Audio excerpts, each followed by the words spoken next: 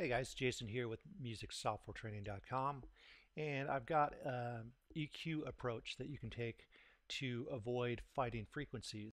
Now you'll only be able to do this if you're running Ableton 9 with the internal plugins that it has. So let's go ahead and start off with one of my sounds here. So just my drums here. So the first EQ is used just like a normal EQ. This is where you cut out certain frequencies that you don't need and enhance other frequencies. So I've just used this EQ to do that. This before, little enhancement.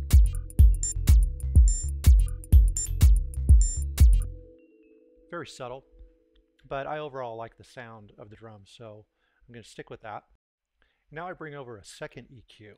Okay, now this EQ is not even necessarily used on this track, but I'll explain why you do it. So this EQ, what I do is I find the peaks on this track and I make little reduction points where this is happening. So as you can see, there's a lot of action going on here and a little bit of action going on here. And then I go ahead and turn this off.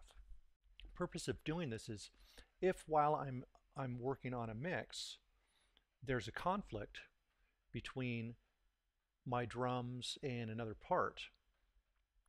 Let's say my bass here is competing with the drums, okay? What I can do is I can copy this. Over here I did the same thing. I basically dialed in my bass sound with my first EQ, and my second EQ I did some reductive EQ in here.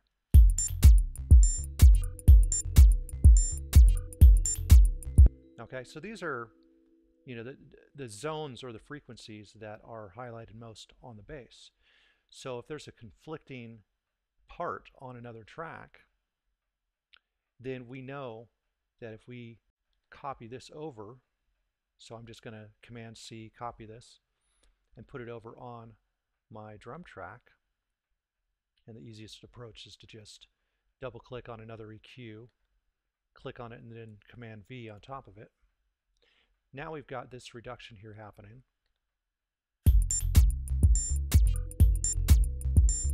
And now as you can hear, the bass comes through very nice.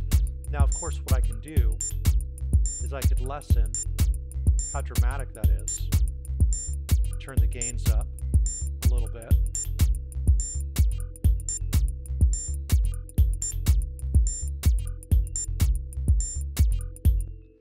But this now leaves room for the bass. So that way you're going to have much less conflicting parts. And you can do the same thing with any other part that you want. For example, this here is just, and if I turn this on here, you see that this is kind of where all the peaks are happening, so I could reduce here. If I wanted to, I could get really surgical and do a few EQs with a very high Q like that at different frequencies if I want. And that's a possible approach too. But in this case, I'm just kind of making a little dip here. So if for some reason I'm not hearing this sound, I can figure out what other parts might be conflicting with it and then copy this onto the other instrument. And now those conflicts are basically going to go away.